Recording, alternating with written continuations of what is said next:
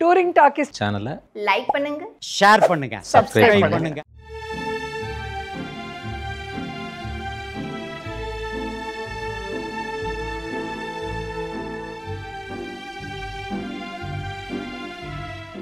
மறந்துடாதீங்க, பண்ணுவீங்க. Touring talkies ரசிகர்களுக்கு வணக்கம். வாங்க லென்ஸ் சிகிச்சைக்கு போகலாம்.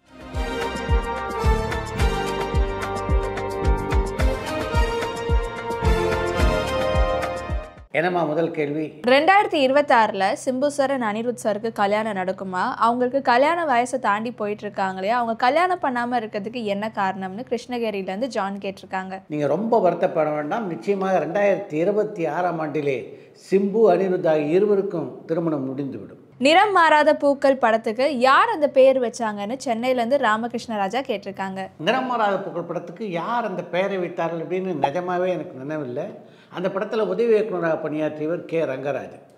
அவருக்கு ஃபோன் பண்ணி, உங்களுக்கு நினைவு இருக்கா ரங்கராஜன், நிறமாறாத பூக்கள் அப்படின்னு அந்த படத்துக்கு யார் பேர் வச்சாங்க அப்படின்னு நான் கேட்டபோது, என்னென்ன எப்படி கேட்குறீங்க, நீங்கள் சொன்ன பேர் தான் அது. பிஜேபியில் சாங் கம்போசிங் முடிஞ்சு வரும்போது நீங்கள் இந்த பேரை சொன்னீங்க, டைரக்டர் அந்த பெயரை ஏற்றுக்கொண்டார் அப்படின்னாரு. எனக்கு நிஜமாகவே அந்த சம்பவம் நினைவிலே இல்லை. தீபாவளிக்கு ரிலீஸ் ஆக போகிற படத்தை பற்றி சொல்ல முடியுமான்னு தோரணமலையிலேருந்து செண்பகராமன் கேட்டிருக்காங்க. தீபாவளிக்கு மாரி செல்வராயுடைய பைசன் திரைப்படம் வருகிறது. இன்னொரு பக்கம் பிரதீப் ரங்கநாதனுடைய டியூட் திரைப்படம் வருகிறது. ஹரிஷ் கல்யாணுடைய டீசல் திரைப்படம் வருது. இந்த தீபாவளிக்கு 3 படங்கள் வருவது ரசிகர்களுக்கு நிச்சயமாக ஒரு விருந்தாக இருக்கும் அப்படின்னு நினைக்கிறேன். இதில் பைசன் திரைப்படத்தை பற்றி குறிப்பிட்டே ஆக வேண்டும். அந்த திரைப்படத்தினுடைய கதாநாயகனான துரு விக்ரம், இதுதான் நான் நடித்த முதல் படம் அப்படின்னு சொல்லுகின்ற அளவுக்கு அந்த படம் அமைந்திருக்கிறது என்றால் இந்த படத்தினுடைய தரம் எப்படி இருக்கும் அப்படின்னு நீங்களே ஊகித்து கொள்ளலாம். டியூடு திரைப்படத்தை பொறுத்த வரைக்கும் அது ஒரு நல்ல என்டர்டெய்னராக இருக்கும் அப்படின்றது என்னுடைய எதிர்பார்ப்பு. அதே மாதிரி தான் டீசல் திரைப்படம் ரசிகர்களை கவர்கின்ற ஒரு திரைப்படமாக அமைந்து ஹரிஷ் கல்யாணுக்கு ஒரு பெரிய வெற்றியை தேடித்தரும் அப்படின்றது என்னுடைய எதிர்பார்ப்பு. சூரியவம்சம் பார்ட் 2 இப்போ எந்த நிலைமையில் இருக்குது? அந்த படத்துக்கு யார் மியூசிக் டைரக்டர் அண்ட் யார் காமெடியனாக நடிக்க போகிறாங்கன்னு காஞ்சிபுரம்லேருந்து சரவணன் கேட்டிருக்காங்க. சூரியவம்சம் அப்படின்னு சொன்ன உடனே நம்முடைய நினைவுக்கு வரக்கூடிய 2 நட்சத்திரங்கள்னா, ஒன்று சரத்குமார், இன்னொன்று தேவயானி. தேவயானி தான் பார்ட் 2 படத்திலும் முக்கியமான கதாபாத்திரத்தை நடிக்க போகிறார் அப்படின்னு நமக்கு பல பேர் சொன்னாங்க. சூரியவம்சம் பார்ட் 2 படத்தினுடைய படப்பிடிப்பு எப்போ தொடங்க போகுது அப்படின்னு தேவயானியினுடைய கணவரான ராஜகுமார்கிட்ட நான் கேட்டபோது தான் அந்த படத்தை பற்றி அந்த அம்மாக்கிட்ட யாருமே இது வரைக்கும் பேசலை என்ற விஷயம் எனக்கு தெரிய வந்தது. தனி ஹீரோயினாக நடித்து 100 கோடிக்கு மேலே வசூல் சாதனை செஞ்ச படங்கள் இருக்கான்னு சென்னையிலேருந்து சந்தனகுமார் கேட்டிருக்காங்க. கதாநாயகிக்கு முக்கியத்துவம் கொடுத்து எடுக்கப்பட்ட படங்களான ஸ்திரீ பார்ட் 2, பத்மாவத், கங்குபாய் கத்திவாடி போன்ற படங்கள் 200-300 கோடி ரூபாய் வசூலை தாண்டி வசூலித்திருக்கின்றன. வலம்புரி ஜான் சார் பூவுக்குள் பூகம்பம் படத்தில் தேதி சொல்லட்டுமா அப்படிங்கிற பாடல் அவர் எழுதியிருக்காரு. அதே மாதிரி வேறு தமிழ் படங்களில் வேறு பாடல்கள் ஏதாச்சும் எழுதியிருக்காங்களா? அப்படி எழுதியிருந்தா அது என்ன படங்கள் என்ன பாடல்கள்னு சொல்ல முடியுமான்னு நியூ ஜெர்சிலேருந்து இளமாறன் கேட்டிருக்காங்க. பிரபல பேச்சாளரும் எழுத்தாளருமான வலம்புரி ஜான் வரப்பிரசாதம், சுதந்திர நாட்டின் அடிமைகள், பொறுத்தது போதும், ஞானப்பறவை, பத்தினி, அன்பு உட்பட பல திரைப்படங்களிலே பாடல்கள் எழுதியிருக்கிறார். இட்லி கடை செகண்ட் டேல இருந்து கலெக்ஷன் கம்மி ஆயிடுச்சுன்னு சொல்றாங்களே, அது உண்மையான? கோயம்புத்தூர்லேருந்து குமார் கேட்டிருக்காங்க. இட்லி கடை படத்தினுடைய வசூல் ஸ்டடியாக இருக்கிறது. அந்த படத்தை பொறுத்த வரைக்கும் அது வெற்றி படமே. தாம்பரம் லலிதா அவர்கள் தமிழ்ல எத்தனை திரைப்படங்கள்ல நடிச்சிருக்காங்கன்னு கடலாடியிலேருந்து பாலசுப்ரமணியம் கேட்டிருக்காங்க. 100க்கும் மேற்பட்ட படங்களில் நடித்தவங்க தான் தாம்பரம் லலிதா. பந்தயம் படத்தை தவிர ஜெமினி கணேசன் சார் மற்றும் ஏவிஎம் ராஜன் சார் ஒன்னா சேர்ந்து வேற ஏதாவது படங்களை நடிச்சிருக்காங்களான்னு சென்னையில இருந்து வேல் கேட்டிருக்காங்க. பந்தயம் படத்தை தொடர்ந்து காசிலிங்கத்தினுடைய இயக்கத்திலே சக்கரம் என்ற படத்தில் ஏவிஎம் ராஜனும் ஜெமினேசனும் இணைந்து நடித்திருக்கிறார். மியூசிக் டைரக்டர் இமான் சார் இப்போல்லாம் ரொம்ப சின்ன படங்களுக்கு மட்டும் மியூசிக் பண்ற மாதிரி தெரியுது, ஏன் பெரிய ஹீரோஸ்லாம் அவரை யூஸ் பண்றது இல்லையான்னு காஞ்சிபுரம்ல இருந்து சரவணன் கேட்டிருக்காங்க. இப்போ பல பெரிய நட்சத்திரமுடைய சாய்ஸாக இருக்கின்ற 2 மியூசிக் டைரக்டர்னா, ஒன்று அனிருத், இன்னொன்று சாய் அபயங்கர் ஆகிய இருவரும் தான். இமானை பொறுத்த வரைக்கும் அவருடைய படங்கள் பெரிய படங்களாக இருந்தாலும் சரி, சின்ன படங்களாக இருந்தாலும் சரி, அவருடைய இசை இருக்க அது தரமாக இருக்கும். அதன் காரணமாக தான் இமான் இன்று வரையிலே இசை உலகிலே கொடிகட்டி பறக்கிறார். கலைஞர் சாருக்கு புகைப்பிடிக்கிற பழக்கம் உண்டான்னு சென்னையிலேருந்து சந்தனகுமார் கேட்டிருக்காங்க. கலைஞருக்கு புகைப்பிடிக்கின்ற பழக்கம் இருந்ததாக தெரியல. Goat versus nobody Tamil remake படத்துக்கு GV Prakash sir music compose பண்றாங்களான்னு நார்வேலேருந்து ஆசான் கேட்டிருக்காங்க. கோட் திரைப்படத்தில் தேவயானி, விஜயகுமார், பிரபு போன்றோர் நடிக்கிறார் அப்படின்ற விஷயமே வெளியிருப்பவர் சொல்லித்தான் தெரியுதே தவிர அந்த தயாரிப்பு நிறுவனத்திலிருந்து அதிகாரப்பூர்வமாக எந்த தகவலும் இல்லையே. அதனால் அந்த படத்துக்கு ஜிவி பிரகாஷ் இசையமைக்கிறாரா இல்லையா அப்படின்றத பற்றி என்னால் உறுதியாக சொல்ல முடியல. நிறைய இன்டர்வியூஸில் செலிபிரிட்டிஸ்லாம் ஒரு இன்ஸ்டியூட்டை பற்றி பேசுகிறாங்க, அதாவது த பூனே இன்ஸ்டியூட்டு. இதோட ஹிஸ்ட்ரியை பற்றி சொல்ல முடியுமான்னு கோவையிலேருந்து அஜய் கேட்டிருக்காங்க. பூனாவில் இயங்கிக் கொண்டிருக்கின்ற திரைப்பட பயிற்சி கல்லூரி 1960ஆம் ஆண்டில் மத்திய அரசாங்கத்தால் ஆரம்பிக்கப்பட்டது.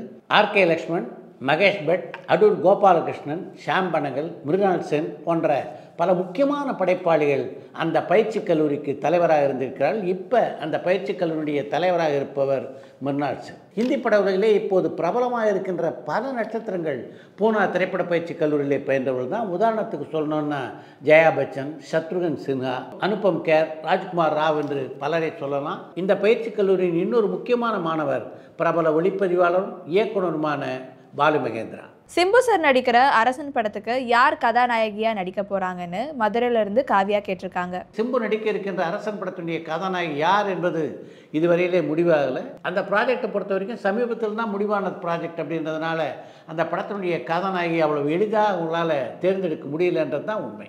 1979ல் ஸ்ரீபிரியா அவர்கள் தயாரித்த நீயா படத்தில் கமல்ஹாசன் சார் நடிச்சிருப்பாங்க. கமல்ஹாசன் சார் நடிக்கிறதுக்கு முன்னாடி அந்த கேரக்டரில் ரஜினிகாந்த் சார் தான் நடிக்க வேண்டியதாக இருந்துச்சு. ஆனால் அவரோட கால் ஷீட் கிடைக்காதனால தான் கமல்ஹாசன் சார் நடித்தாங்களான்னு ஸ்ரீரங்கம்லேருந்து கார்த்திக் ஸ்ரீராம் கேட்டிருக்காங்க.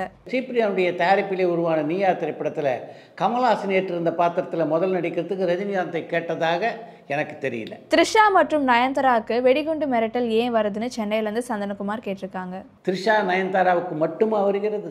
பிரபலமானவர்கள் பல பேருக்கு இது போன்ற மிரட்டல் வருகின்றன. இந்த காலகட்டத்தில் இதெல்லாம் தவிர்க்க முடியாது அப்படின்னு நினைக்கிறேன். தமிழ் சினிமாவுக்கு கமல்ஹாசன் சார் நிறைய இன்வென்ஷன் கொண்டு வந்திருக்கதா சொல்கிறாங்க. அப்படி என்ன கொண்டு வந்தாங்கன்னு கடலூர்லேருந்து மகேஷ் கேட்டிருக்காங்க. ஆவிட் எடிட்டிங் சிஸ்டத்தை தமிழ்நாட்டில் அறிமுகப்படுத்தியதுன்னா அது கமல்ஹாசன் தான். அதே மாதிரி டால்பி சவுண்ட் எடுத்துக்கிட்டிங்கன்னா தன்னுடைய குருதி புனல் படத்தில் தான் முதலாக கமல்ஹாசன் அந்த சவுண்டை பயன்படுத்தியிருந்தார். இப்படி தமிழ் சினிமாவுக்கு அவர் அறிமுகப்படுத்திய விஷயங்கள்னா பலது இருக்குது. கூகுள் போய் கமல்ஹாசன் அப்படின்னு சர்ச் பண்ணுங்கள். அவரை பற்றிய முழு விவரத்தையும் நீங்கள் தெரிந்து கொள்ளலாம்.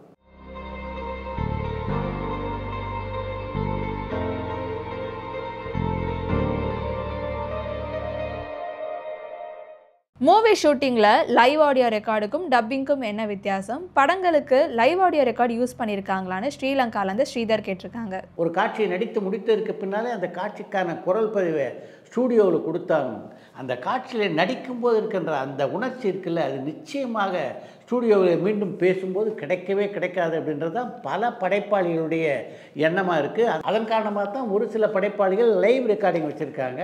சமீபத்திலே நயன்தாராவும் மாதவன் நடித்து வெளியான டெஸ்ட் திரைப்படம் கூட பார்த்திங்கன்னா லைவ் ரெக்கார்டிங்லே பதிவு செய்யப்பட்ட படம் தான்.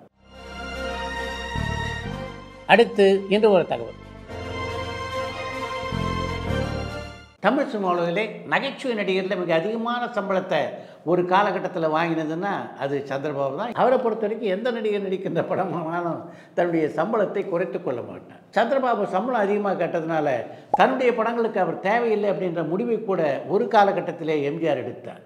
ஆனால் அப்போது இருந்த பல விநியோகத்தில் அதை ஒப்புக்கொள்ளாத காரணத்தினால அவருடைய படங்களில் சந்திரபாபுவை நடிக்க வைக்க வேண்டிய கட்டாயம் அவருக்கு ஏற்பட்டது. சம்பள விஷயம் மட்டும் இல்லாமல் வேறு சில விஷயங்கள்லையும் சந்திரபாபு மீது எம்ஜிஆருக்கு வருத்தம் உண்டு. தமிழ் சினிமாவிலே உள்ள சிறந்த நடிகர்கள் யார் அப்படின்னு ஒரு நிருபர் சந்திரபாபுவை பார்த்து கேட்டபோது நானும் சிவாஜி கணேசன் தான் என்பது தான் சந்திரபாபுடைய பதிலாக இருந்தது.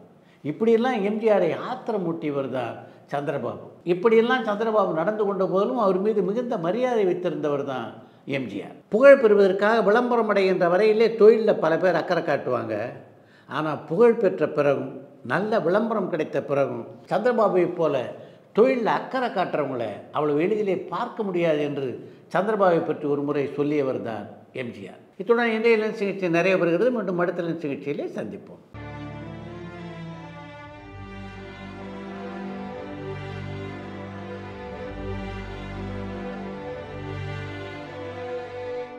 பரபரப்பான சினிமா செய்திகள், நட்சத்திரங்களின் பேட்டிகள், சினிமா வரலாறு ஆகியவற்றை பார்க்கவும் படிக்கவும் உங்களுக்கான இணையதளம் touringtalkies.co.